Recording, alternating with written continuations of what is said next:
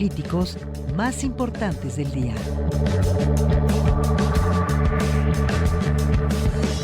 Cosa Pública 2.0. Comenzamos.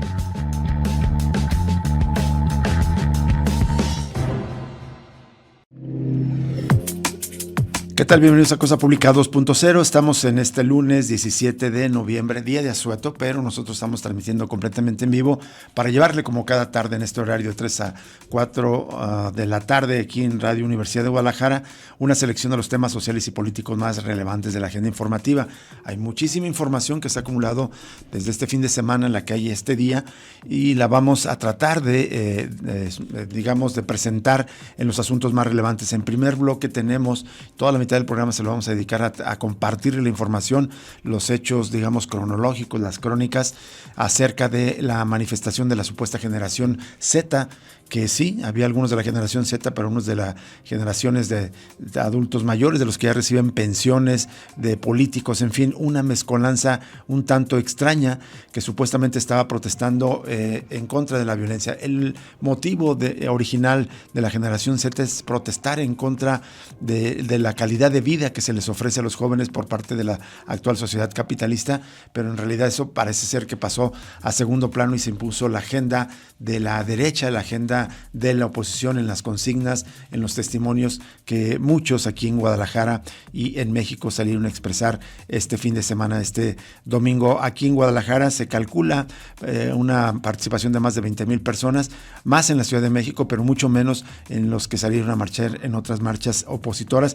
Pero todo esto, como también ya se sabe, derivó en violencia. Hubo durante inexplicables 3 horas ataques a Palacio de Gobierno, al Congreso del Estado, a instalaciones de la línea 3 ahí en el centro de la ciudad de Guadalajara, y tras estas horas en las que les permitieron, ejercer este tipo de violencia, sale la policía y lo que hay testimonios es de abusos y de detenciones arbitrarias e indiscriminadas, como ocurrió también en el Halconazo Tapatío el pasado junio del año 2020. Inexplicable, raro, reprobable en todos los sentidos. Muchos de los manifestantes con la violencia desmedida, pero también de la policía que salieron a detener de manera indiscriminada. Vamos a presentarle algunas notas que nos presentan esta cronología y hablaremos más adelante con nuestro compañero Juan Carlos Partida, colega periodista, corresponsal de La Jornada, quien él mismo sufrió violencia, tanto de los manifestantes como también por parte de la policía, y tiene una crónica bastante importante sobre esto. Pero también vamos a hablar de un intento de despojo más, de apropiación de los bienes de los territorios de la comunidad Coca de Mezcala. Están haciendo una denuncia de que hay un par de empresas que están convocando una fiesta rave el próximo mes de diciembre y están denunciando, no es una isla inhabitada como están haciendo creer en la convocatoria, sino el corazón del territorio de un pueblo, de una comunidad, y piden que se pare esa convocatoria a una fiesta rave en la isla de Mezcala, que forma parte de la comunidad Coca de Mezcala. Tendremos también una entrevista con Elisa Celis del Frente Nacional contra la Violencia Vicaria, y si nos da tiempo hacia el final del programa le compartiremos algunas notas que tienen que ver con asuntos globales. Antes de los detalles, saludo con mucho gusto a mi compañero Jesús Estrada. ¿Qué tal, Jesús? También saludamos a Manuel Candelas, a Daniela Hernández en controles, y también a Diego Velázquez, en la asistencia de producción. Pues un gusto acompañarte, Rubén Martín. Gracias a todos ustedes por acompañarnos a iniciar la semana. Yo, la verdad, bastante molesto, incómodo con esta manifestación. Hay varias cosas que vamos a comentarlo más adelante, le vamos a dar los detalles, pero en primer lugar me parece que eso de catalogarla de generación Z no fue así, cuando la gran mayoría de las personas no eran jóvenes comprendidos en este rango generacional. La otra cuestión era lo extrañamente diverso. Digo, por lo que leí en los testimonios, escuché y vi, sí hubo gente que participó realmente, víctimas de la violencia en este país, pero luego estaban marchando al lado de tipos que vi con esvásticas, con consignas machistas, que eso fue lo que me pareció más indigno, consignas de odio, en realidad es lo que había muchísimo en esta marcha. Y otra lectura terrible es la actuación de la policía en Ciudad de México y aquí, en particular contra miembros de la prensa, cómo se repite la lectura que vamos a ir escuchando de agresión contra, sobre todo los que traían cámaras, para tapar toda la pésima actuación policial. Y también muy conservadora, ¿no? muchos participantes muy conservadores, tanto en Ciudad de México como aquí, salían viva Cristo Rey y Morena se va a condenar, muera Morena. Yo creo que si se puede calificar fue más otra nueva marcha opositora al actual gobierno. Me parece que esencialmente convocó a muchas personas que tienen todo el derecho, pero no lo expresaron así abiertamente, de salir a marchar en contra de Morena y su gobierno. Y con esta calificación me parece que no se sostiene, al menos como lo quieren hacer, el narcogobierno. Claro que sigue actuando el narcotráfico. Me parece que querer tipificar a todo el gobierno de Morena, incluso a su presidenta, como narcogobierno, es más una consigna política opositora que una definición. Existe el narcotráfico, evidentemente, y la violencia que genera. Pero luego uno se pregunta por qué demonios no criticaron con la misma vara a los gobiernos anteriores de Enrique Peña Nieto, de Felipe Calderón, que evidentemente algunos de sus funcionarios estaban aliados y trabajaban para el narcotráfico. Vamos primero a presentarle la información.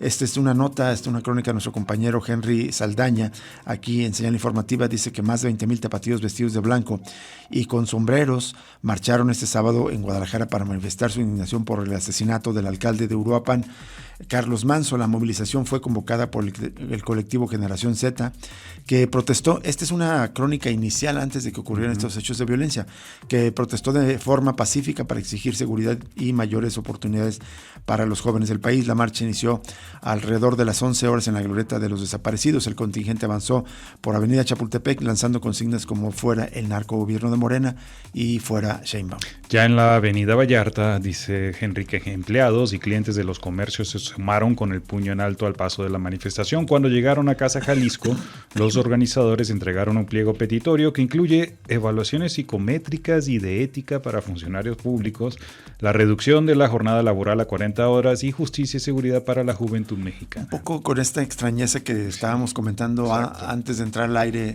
y ahora ya al aire, ve este testimonio de Jair García, a quien se identificó como integrante de la Generación Z. Sea quien sea que el Congreso realice la revocación, fíjese usted esto, que el Congreso realice la revocación. Pues en realidad hay leyes, hay procedimientos, puedes estar o no de acuerdo con ellos, pero pues esto no está fuera de lugar. Dice, el mismo Congreso debe hacerla por mayoría. Quitamos a alguien que empezó a golpear la puerta, lo corrimos, queremos creer que Casa Jalisco retiró las vallas porque entendieron que esta manifestación es pacífica y queremos mantenerla así. Tras casi 2 horas de recorrido la marcha se disolvió. Vuelvo a la petición, que el Congreso realice la revocación. Si la revocación se puede hacer participando, es decir, votando como ya está convocada. El Congreso no puede realizar una revocación.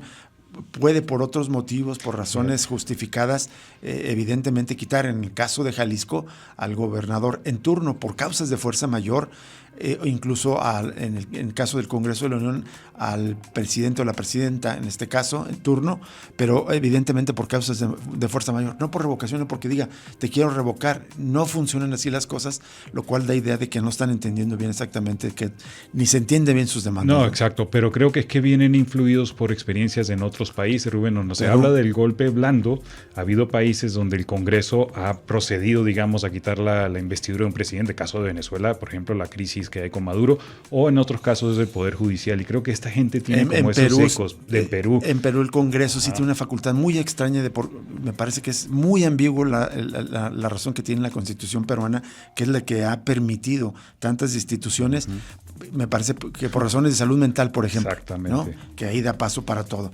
Bueno, pero después de esta crónica, ya por la tarde, frente a Palacio de Gobierno, hubo manifestaciones de violencia.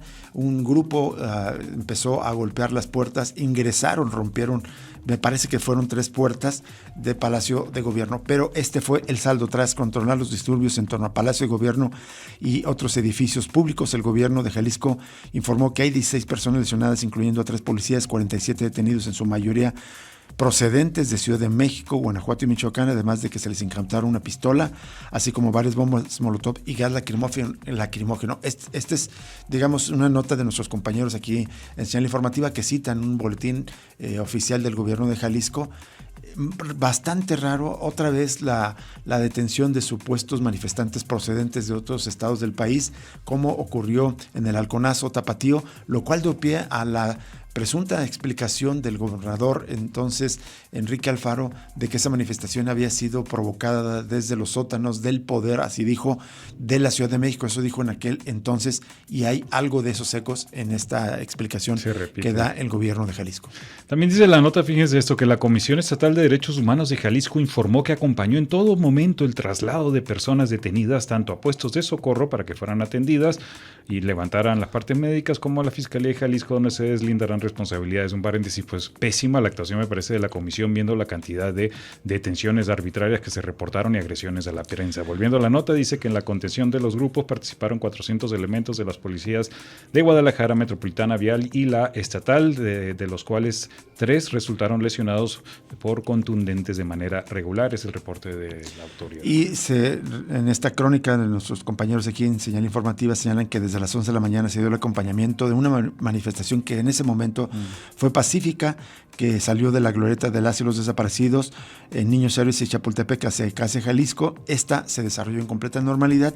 Protección Civil informó que la participación en esta de unas 20,000 personas. Sin embargo, un grupo menor de manifestantes del llamado Bloque Negro se infiltró en el contingente que fue hacia Palacio de Gobierno, y al término de esta manifestación comenzaron a lanzar bombas molotov contra las ventanas y puertas de Palacio de Gobierno de la calle Corona. Otra vez, otro matiz, se habla muchísimo en las manifestaciones, me parece que con muy poca presión, o por lo menos elementos de explicación detallados de un supuesto bloque negro. Ya se identifica. El bloque negro existió en algunas manifestaciones como un grupo organizado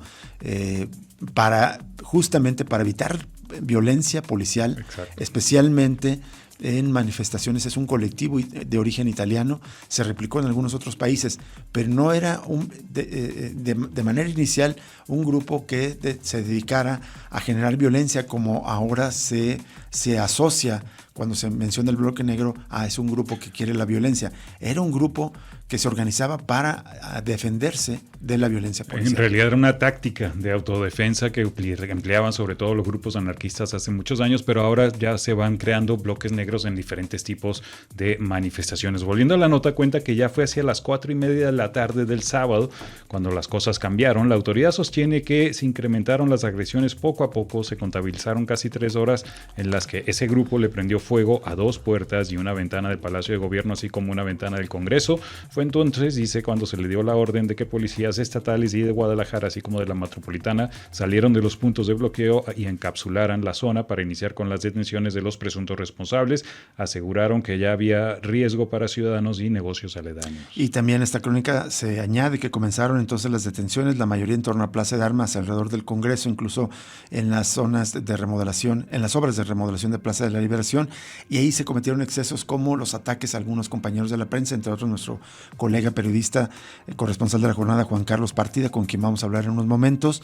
A él le robaron su videocámara y también agredieron a una colega de Milenio y también al fotoperiodista Ulises Ruiz, entre otros colegas. Se reportaron 13 personas que requirieron atención médica, solo 3 fueron trasladadas a puestos de socorro, ninguna sin gravedad.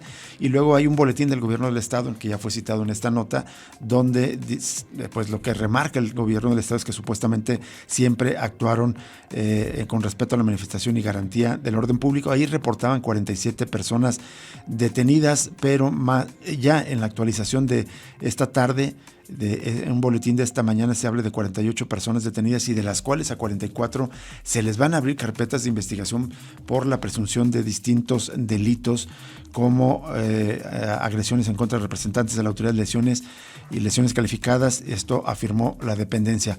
Para irnos a la pausa, vamos a dejarle una nota de nuestra compañera Isaura López, en la que da testimonio de cómo ayer, nuevamente como ocurrió durante el Halconazo Tapatío, elementos de la Fiscalía bloquearon el ingreso a la Fiscalía. En esta ocasión no hubo ahí violencia, pero sí impidieron que, por ejemplo, incluso colegas de la prensa pudieran llegar a la dependencia. Escuchamos esta nota de Isaura López Villalobos y nos vamos a la pausa.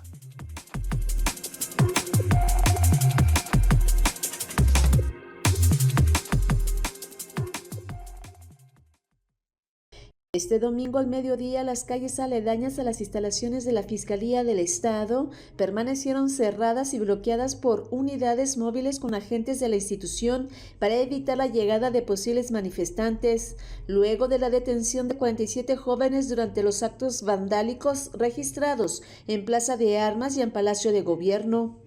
Algunos agentes que custodiaban la zona indicaron que solamente llegaban familiares de los jóvenes para pedir información sobre su situación legal. Sin embargo, impidieron el ingreso de las cámaras de Canal 44, comentando que alguien de comunicación social llegaría para atendernos. Después de 1 hora aproximadamente de espera, no acudió nadie. Fueron varias cuadras a la redonda de la calle 14, ubicada en la colonia Cruz del Sur, en el municipio de Guadalajara, que fueron bloqueadas. Durante el tiempo y recorrido de las cámaras de Canal 44 no se observó la presencia de familiares de los jóvenes, algunos de ellos procedentes de la Ciudad de México, Guanajuato y Michoacán. Con imágenes de Juan González, UDGTV, Canal 44, Isaura López Villalobos.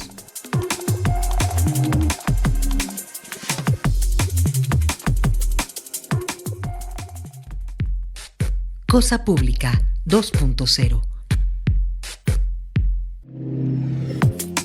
Bien, continuamos en Cosa Pública 2.0. Ahorita vamos a pasar a la entrevista con Juan Carlos Partida, corresponsal de La Jornada, quien cubrió las protestas de este sábado acá en Guadalajara y fue víctima de tanto la represión policial y víctima también de la violencia de los propios participantes en esta marcha que de Z me parece que no tenía absolutamente nada. Y vamos a la línea telefónica para saludar y agradecer enormemente a nuestro amigo, colega periodista Juan Carlos Partida. Él es corresponsal del diario La Jornada desde hace ya varios años y le ha tocado, le tocó cubrir la manifestación de ayer como muchas otras en la historia de la protesta social aquí en Jalisco, así que es una voz muy, muy más que autorizada para compartirnos lo que ayer ocurrió. Juan Carlos, ¿cómo estás? Muy buenas tardes. Buenas tardes, Rubén, buenas tardes al auditorio. 20 años ya de corresponsal de La Jornada. 20 años, más o menos, quería recordarla, pero en 2004, que fue la cumbre altermundista, ¿ya eras corresponsal de La Jornada?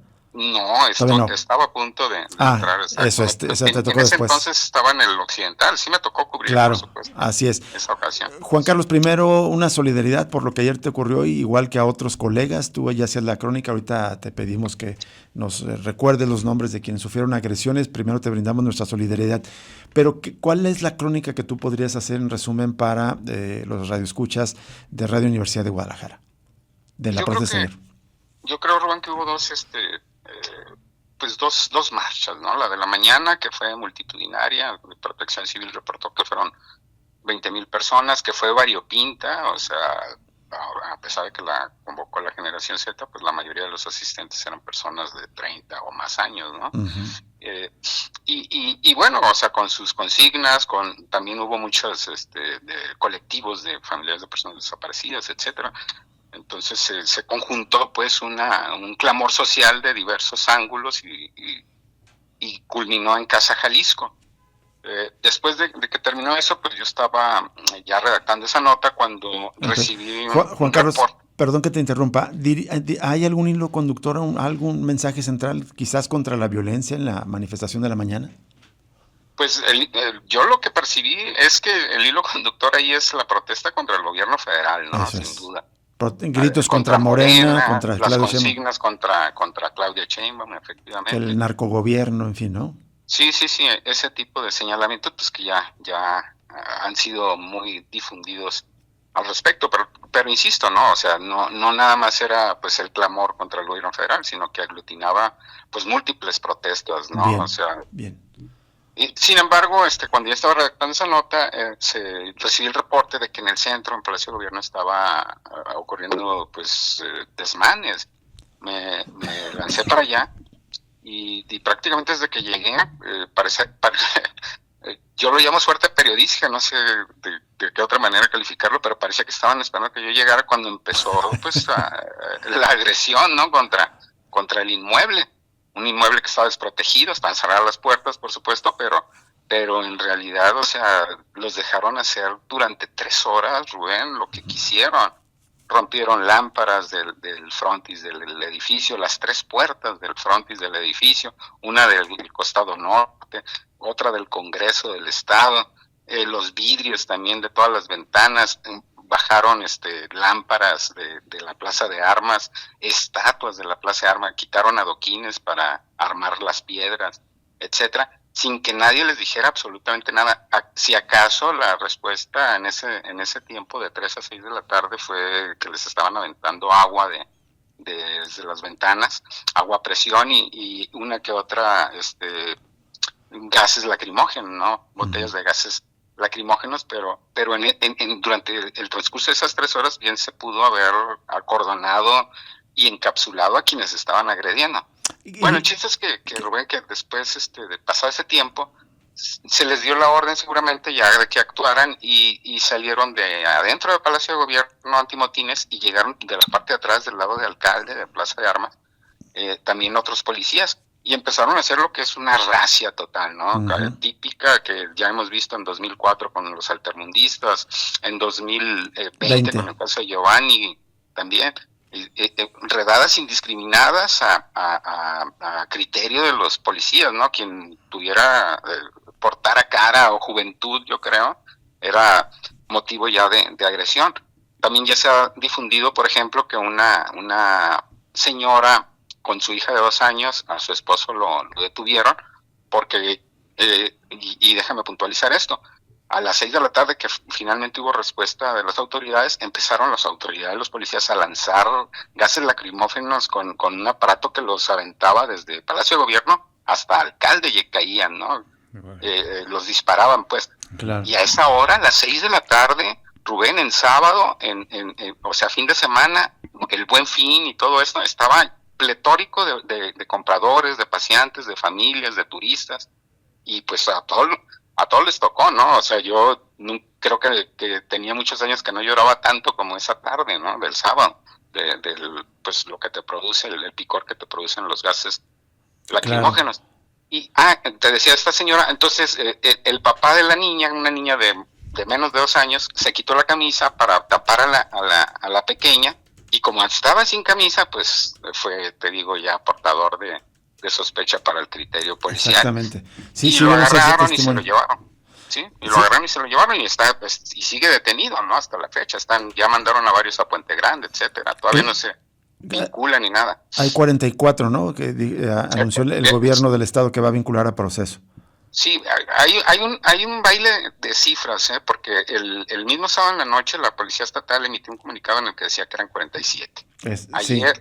Ayer se informó que eran 44 y hoy en la mañana el secretario de Gobierno de Jalisco habla de 48. Habla de 48. Entonces, pues hay esa imprecisión de cifras. Lo que sí estoy seguro es que hay mucha gente que nada tuvo que ver en el entierro y pues también se los llevaron, ¿no? Claro. Juan Carlos, quería preguntarte sobre si identificas esos grupos de agresores, si ellos mismos se autoidentificaban, si se adscribían a alguna organización, sus consignas, y también el incidente que tú tuviste, ya lo narraste con nuestra compañera Josefina Real hace un poco más de 1 hora, de que al llegar, ellos también los propios manifestantes te atacaron. Cuéntanos eso porque me parece relevante, Juan Carlos.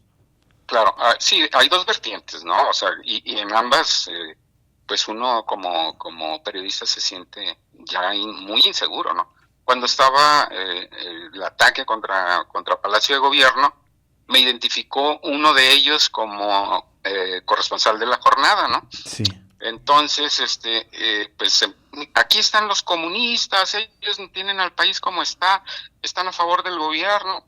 Y se empezó a juntar un grupo de 4 o 5 de estos sujetos y pues me empezaron a insultar, ¿no? Al grado que uno de ellos me llegó por la espalda con un terrón de tierra que había agarrado seguramente de las jardineras de ahí y gracias a Dios que era tierra y me lo estampó en la cabeza, ¿no? Entonces, fuera de aquí, no queremos a nadie de ese periódico vendido, etcétera, etcétera. Empezaron esas consignas. Arriba Carlos Manso, muera la izquierda, muera el comunismo. Esas eran las consignas para correrme. Por supuesto, no me fui, ¿no? Me quité el chaleco con el que me identificaba, pues para evitar más agresiones y me alejé un poco y ya regresé cuando cuando salieron los policías, me puse el chaleco pues para que los policías no me fueran a agredir también, porque pues ya tengo callito en eso de que me ha sucedido. Pero eso no bastó, porque cuando salieron los policías yo estaba grabando con una cámara GoPro una de las muchas golpizas que les estaban dando a los que detenían, y a uno de ellos estaban 5 policías contra él, lo estaban macaneando, lo estaban pateando, lo estaban pisoteando, ¿no? Un exceso bárbaro, y entonces yo estaba grabando eso, y de repente uno de los policías, no sé quién, porque pues todos los policías están bien embosados, con cascos, uniformados, pasó corriendo a un lado mío, me arrebató la GoPro, y pues en la bola no se supo, ya no supe a dónde quedó. Por supuesto que, mi cámara, reclamé, ¿no? Ahí a todos, pero pues inútilmente. Luego Rubén, en la noche, pues yo, mi cámara, ¿no? Una GoPro no cuesta 5 pesos, y además tenía pues material que había videograbado durante todo este rato, entre mi celular y la cámara. Y entonces, en el chat, hay un chat de la Policía del Estado, ahí hice el reclamo al jefe de prensa de la Policía del Estado, y varios compañeros, pues hay varias decenas de compañeros que están en ese chat, pues para que quedara constancia. ¿Y cuál fue mi sorpresa? De que varios, también además de manifestar solidaridad, empezaron a señalar que también habían sido agredidos. Por ejemplo, Ulises Ruiz, que es fotógrafo de AFP, él me lo dijo personalmente ahí durante la refriega, que también le había pasado algo similar, porque estaba tomando fotos y llegó un policía y le trató de arrebatar la cámara, solo que pues son de estas cámaras reflex grandes, y la traía colgada al cuello, y eso opuso resistencia a que se la quitaran, pues, pero recibió un macanazo.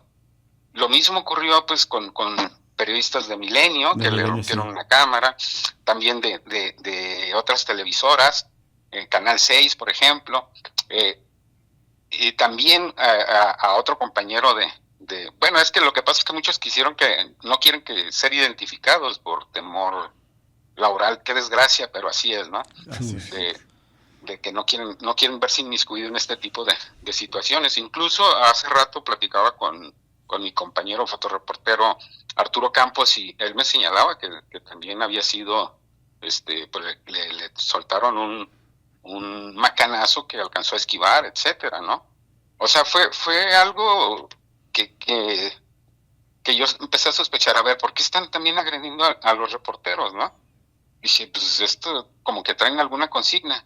Y bueno, pues no pasó de teoría, hasta que después de que yo hice el reclamo en el chat, por fuera del chat, de manera directa, me llama el jefe de prensa de la Policía del Estado y me dice que ellos tienen mi cámara. Me dice, mi Charlie, aquí tengo tu cámara, ¿qué onda? No, pues dámela, ¿no? Regrésamela. Y pues sí me la regresaron ayer domingo, pero con todos los videos borrados. No, terrible. Juan Carlos, te paso a Jesús Estrada para otras preguntas.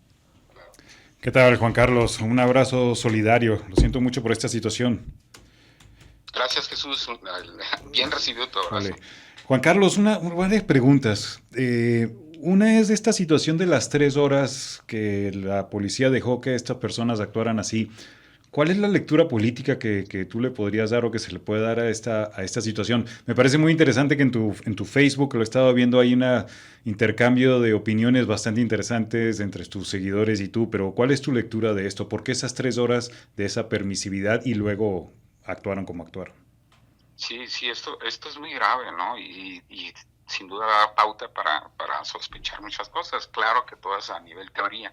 Lo que a mí me confirma de alguna manera, por ejemplo, en el caso de las consignas, pues fue eso, ¿no? Que me borraron los videos. Pero estas 3 horas que no actuó la policía, que pudo haberlos encapsulado, que pudo haber detenido a quienes realmente, o a todos los que realmente están generando toda esta violencia, pues da pie para como ocurrió en Michoacán, como ocurrió en Colima, como ocurrió en Nayarit, donde lanzaron incluso una bomba molotov. O sea, ¿por qué se está permitiendo que suceda esto? Pues yo creo que de alguna manera se está tratando de generar la visión de que el país está en llamas, ¿no? Que ya es tan insoportable la situación que se vive en el país, que pues se tiene que hacer una una revolución, que por lo demás ha sido una de las consignas, ¿no? También que se están generando en estos días, que pues se tiene que tener una respuesta de esta naturaleza, ya violenta, pues para dejar hacerse sentir. Es la narrativa que creo que se está diciendo. Además, durante la agresión que yo sufrí, o sea, ¿por qué van contra la izquierda, no? ¿Por qué contra un diario que identifican con la izquierda? Esa es otra situación. Y el acento inconfundible, ¿no? O sea, de que no es gente de la ciudad. Nosotros aquí en Guadalajara, pues ya hasta a mí, que yo soy de Sinaloa, ya se me quitó el tonito, ¿no? Ya hablo como tapatío. Juan Carlos, otra duda también. En algunas crónicas he leído que algunos de los participantes expresaban abiertamente su deseo de que Estados Unidos intervenga para aplacar a la narcodictadura que supuestamente gobierna el país. Esa narrativa, esas imágenes del hartazgo social del país en llamas, de alguna manera convenía para ese llamado. ¿Tú escuchaste a personas o en la manifestación con ese deseo de intervención estadounidense? En la mañana, pero en la tarde no. En la tarde sí era muera mal gobierno, muera Morena, muera Claudia Sheinbaum, etcétera, ¿no? Directamente incluso por ahí se colaron algunas consignas contra el gobierno estatal, contra el gobernador. Ajá. Pero en la mañana fue cuando sí hubo señalamientos en ese sentido, ¿no? Y sí, por supuesto, coincido contigo, Jesús, de que no debemos olvidar el panorama internacional con el presidente Trump, así de manera, pues ni siquiera soslayada, ¿no? Sí, abierto, de manera claro. Abiertamente, así proponiendo que la intervención bajo el pretexto del narcotráfico aquí en México, etcétera, etcétera. Entonces, todo este tipo de situaciones que están ocurriendo, pues alimentan esas hipótesis, ¿no? Que seguramente se van a comprobar con el paso del tiempo.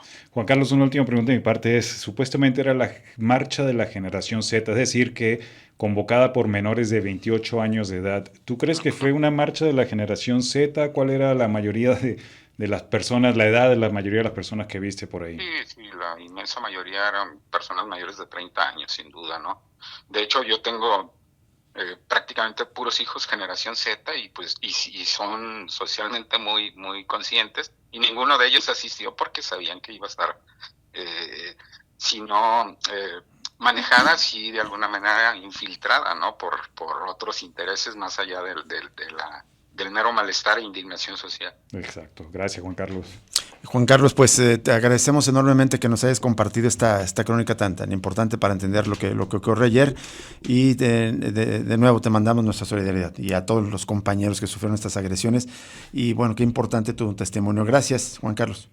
No, gracias a ustedes, Rubén, y ojalá y de veras sirva para que se activen protocolos de verdad en la policía, ¿no? Porque como esto hay que subrayarlo, hay inocentes entre los detenidos, ¿no? Y que incluso sin duda. Podrían estar siendo consignados en las próximas horas, lamentablemente. Gracias, Juan Carlos, estamos en contacto.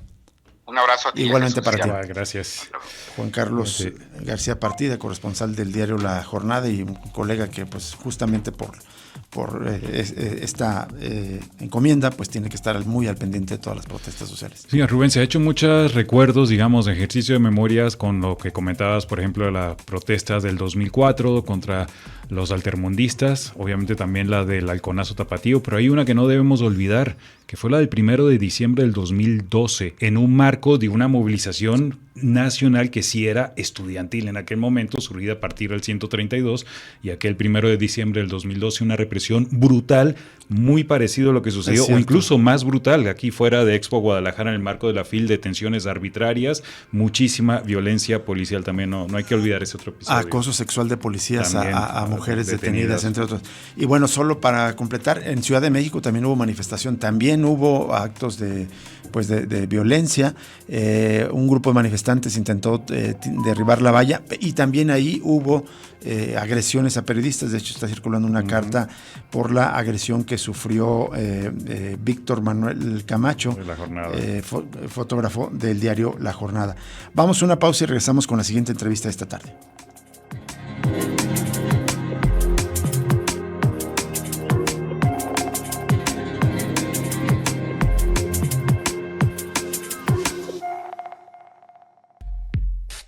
Cosa Pública 2.0.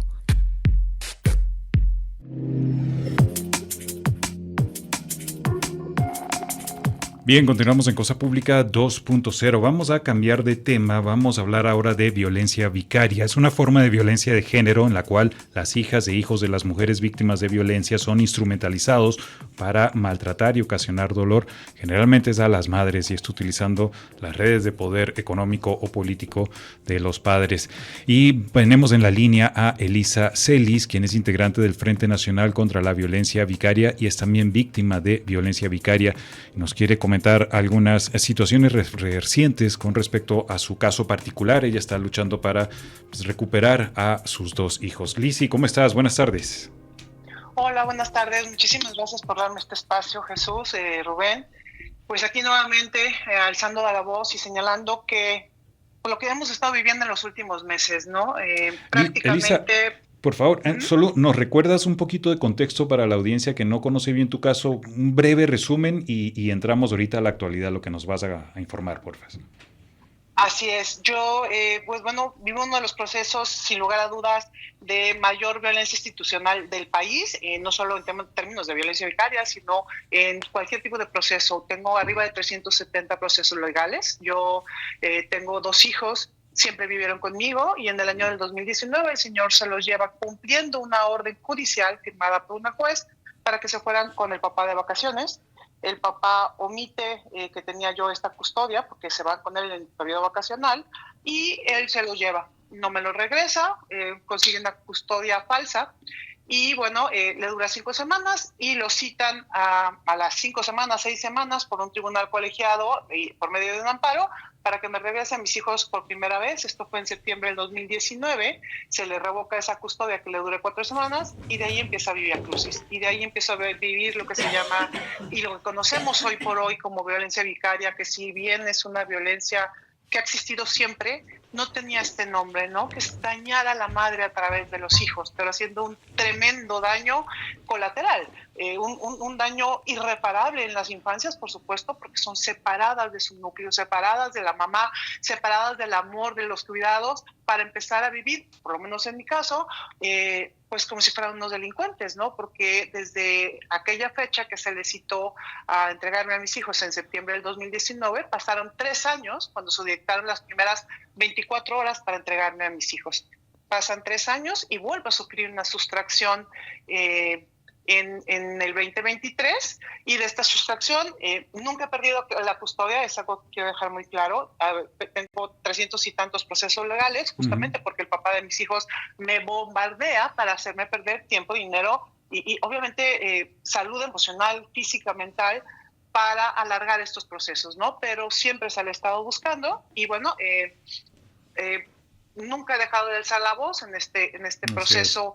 Pues conocimos lo que es la violencia vicaria, empezamos a luchar por ella, hicimos leyes en todo el país, unos estados como Jalisco nos han costado más trabajo que otros y no soy yo, somos miles de mujeres y miles de infancias viviendo una de las violencias más crueles y devastadoras que puede existir para toda mujer, ¿no? Pero también para todo niño, porque no solo a nosotros nos arrebatan a nuestros hijos, a los niños los dejan huérfanos de mamá. Les dicen que su mamá los abandonó, que no los quiere, que los vendió, que los prefirió por el novio, que se murió, que está enferma en el hospital, que tiene una enfermedad terminal. Cosas realmente terribles, pero todo es lo más fuerte con la complicidad y el apoyo de las autoridades. La violencia vicaria no se viviría así si las autoridades no estuvieran inmiscuidas en estos procesos tan irregulares, ¿no? Claro. Ahí está la cuestión del pacto patriarcal. Cuando quiere entender el concepto, pues este es un ejemplo en estos casos de violencia vicaria. Ahora sí nos comentas, Vicky, Elisa, por favor, las novedades que hay con respecto a tu caso. ¿Que ha ocurrido algo con el Poder Ejecutivo y también Poder Judicial acá de Jalisco, no? Y lamentablemente es el Poder Judicial ya federal y el Poder Judicial estatal. Voy para un año de falsas promesas. Si bien se le dio el beneficio de la duda al señor gobernador Pablo Lemus hace un año que me puse 20 y tantos días en plantón afuera de Casa Jalisco y que me dijo, bueno, este es un tema que sí viene de otra administración, pero vamos a resolverlo, vamos a entrar, pues ahora sí que al toro con los cuernos, o sea, vamos a darle con todo. Tanto Fiscalía como Poder Judicial tenían que aceptar lo ordenado, ¿no? Ejecutar lo ordenado por las autoridades federales, que era regresarme a mi hijo, ya sea en el término penal o ya sea en el término estatal, ¿no? En donde lamentablemente la única que se han burlado y han desgastado es a mí. La jueza 13 de lo familiar hace simulaciones de restituciones cada 15 días, en donde de manera ilegal ella dice pues que el señor ya incumplió o rebasó los incumplimientos por no entregarme a mi hijo, entonces ya ni lo sancionan ni lo dejan notificado. Es increíble que tengo un año en donde no lo pueden localizar, igual fiscalía, pero lo más grave es que yo te tengo que decir que hemos sabido dónde está mi hijo. Y el señor Pablo le hemos dicho que sabemos dónde está mi hijo, y lo único que tienen que hacer es actuar, ir por él, porque está en la orden, tienen que ir.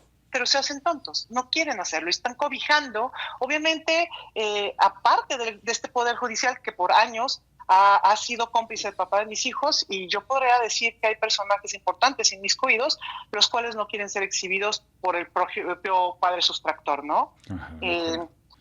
Voy para un año en donde lamentablemente estas falsas promesas pues ya son culpa del gobernador actual, ya es culpa de Pablo Lemus, porque te repito, hemos sabido dónde está, nunca he perdido la custodia, sigo con amparos y amparos y amparos para que me regresen a mi hijo, pero para que me pongan alerta Amber, en donde Fiscalía de Desaparecidos se ha negado una y otra vez, sin importarle, exactamente, sin importarle estar incumpliendo con la autoridad federal, pero la autoridad federal permitiéndolo. Y aquí viene el tema grave.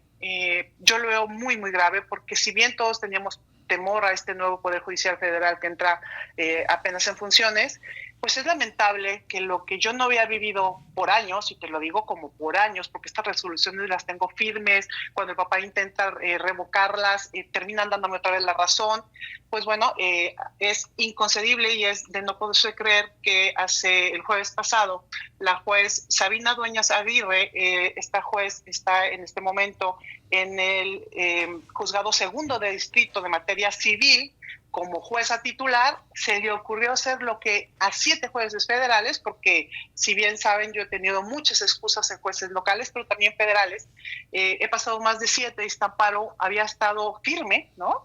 Esta juez se le ocurre revocar uno de mis amparos, en donde tienen que regresarme a mi hijo. En términos legales, seguimos buscándolo, porque te repito, tengo tantos procesos que las restituciones vienen en otros amparos, en otras sentencias a nivel federal.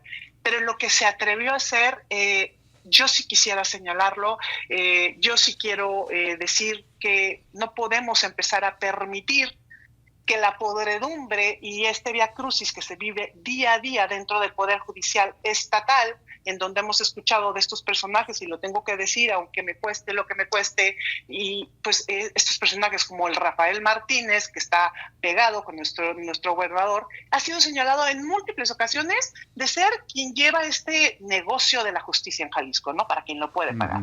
Pero el Poder Judicial Federal se había mantenido en la línea. Lamentablemente es que entran personajes que trabajaron dentro del Poder Judicial, como esta mujer que fue auxiliar judicial en la Sala Octava, esta señora se llama Sabina Dueñas Aguirre, y hace un acto de tremenda, no sé si es ilegalidad, ignorancia, ineptitud o corrupción, o en mi caso, creo que todas juntas, porque bueno, sería como muy sospechoso, Elisa, que en un caso con tanta corrupción, pues hiciera esto, ¿no? Y te revocó el amparo. Elisa, te paso a mi compañero Rubén Martín para otras preguntas. Claro que sí.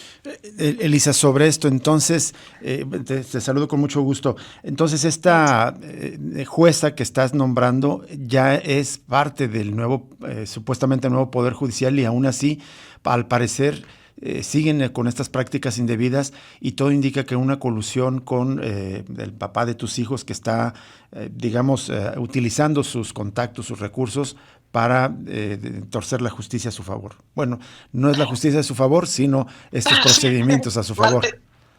Mantener de manera ilegal a mi hijo, podría yo decir, ¿no? Sí. Y justamente como tú dices, sería muy sospechoso que fuera diferente, porque lo que en años se mantuvo firme, esta señora de una manera burda, grotesca, diría yo, llega y revoca un amparo en donde, bueno, se ve a leguas primero la ineptitud. Esta mujer toma un peritaje porque el tema de los peritos es otro tema, ¿no? Son más vendidos que los jueces, pero tomó un peritaje del 2018, cabe aclarar, un peritaje del 2018, lo revive.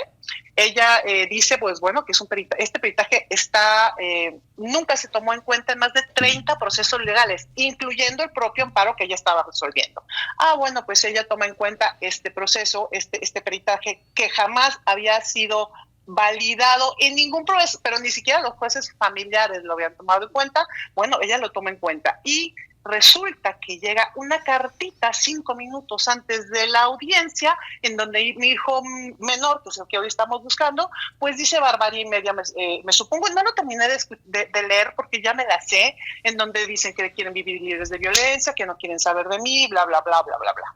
Y bueno, aquí es lo que es sorprendente, ¿no? Tomar en cuenta una cartita de un niño que llevamos más de 80, 90 diligencias de restitución. Esto quiere decir que vamos a la casa y hacemos cateos en los domicilios del papá, de la abuela, buscándolo, donde es evidente que no está en Jalisco. Pues este niño sustraído que ha estado por todo el país, que tenemos fotos y evidencia, pues manda una cartita pidiendo pues que debe quedar con su papá. Y ella pues resuelve a favor del papá.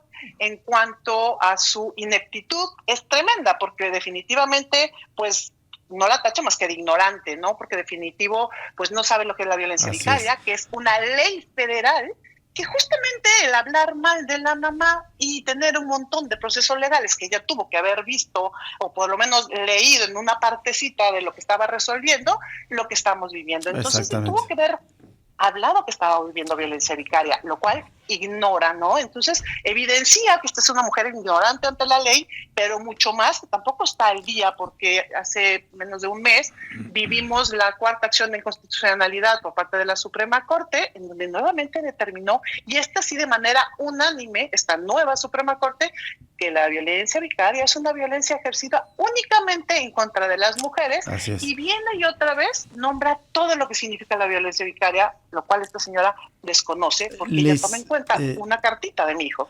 Tenemos prácticamente un minuto para irnos a corte. No sé si quisieras, digamos, hacer una petición, una exigencia a la autoridad. ¿Quién sería quien tiene que actuar para resolver tu situación?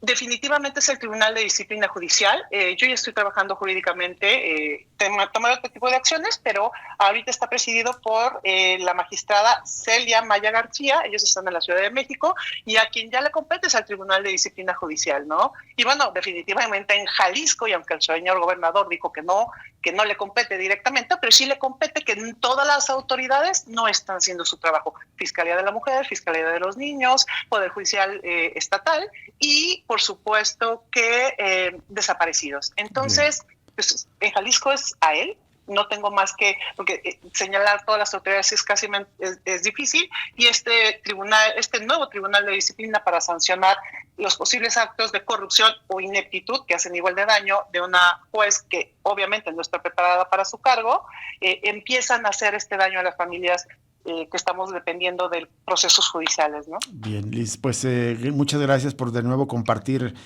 tu caso, tu testimonio tan indignante. Más de 370 procesos judiciales nos estás comentando que llevas, y aún así la justicia no te está haciendo justamente justicia. Gracias por compartir el testimonio y seguimos en contacto contigo más adelante. Muchísimas gracias por el espacio. Al contrario, buenas tardes, Lisa Celis, hasta luego, del Frente Nacional contra la Violencia Vicaria. Vamos a una pausa y regresamos para cerrar el programa de esta tarde.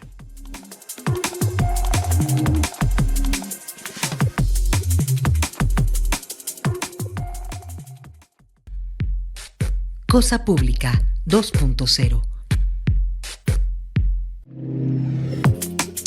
Seguimos en Cosa Pública 2.0 ya prácticamente para despedirnos, pero no queremos dejar de compartir este pronunciamiento, esta denuncia que está haciendo pobladores de la comunidad indígena de Mezcala frente a una fiesta rape que pretenden organizar un par de empresas en las islas de la comunidad Coca de Mezcala. Dice este pronunciamiento: Tlalquepequetl y Pichilín, que ambas islas y corazón del pueblo Coca de Mezcala, Jalisco, no son privadas ni están abandonadas, sino todo lo contrario. Las empresas Omnia Experience y Techno Hours Sessions anuncian descaradamente una fiesta rave en noviembre y diciembre de este año en una isla privada y abandonada, así lo promocionan. Esa isla que anuncian es nuestra isla, que como siempre lo hemos mencionado, es un sitio sagrado, ya que ahí está el corazón de nuestro pueblo. Cuentan que desde tiempo inmemorial nuestras islas han sostenido la vida, cultura y espiritualidad de nuestro pueblo. En el siglo XVI, los escribanos coloniales mencionaban de cómo la gente coca asistía con frecuencia a dejar ofrendas a sus ídolos, por lo que la isla fue el bastión de resistencia de los insurgentes, no solo de Mezcala, sino de una amplia región de Jalisco. Y al final dicen, de esto vamos a abundar mucho más el día de mañana, en los próximos días. Esas empresas están ofreciendo paquetes de entre 499 hasta 4,799 pesos para ir a esa supuesta experiencia en esta isla abandonada. No es una isla abandonada, no quieren la comunidad de Mezcala que utilicen su territorio, especialmente este que consideran sagrado, corazón de su cultura, de su pueblo, para hacer fiesta rave. Nos vamos, muchísimas gracias por acompañarnos, lo invitamos a permanecer en sintonía de Radio Universidad de Guadalajara, lo invitamos a que mañana nos acompañe nuevamente en otro análisis crítico de realidad aquí en Cosa Pública 2.0.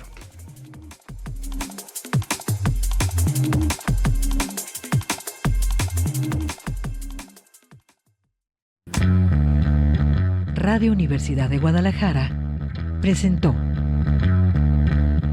Cosa Pública 2.0. Rubén Martín y Jesús Estrada con el análisis crítico de la actualidad. Cosa Pública 2.0. Gracias por escucharnos.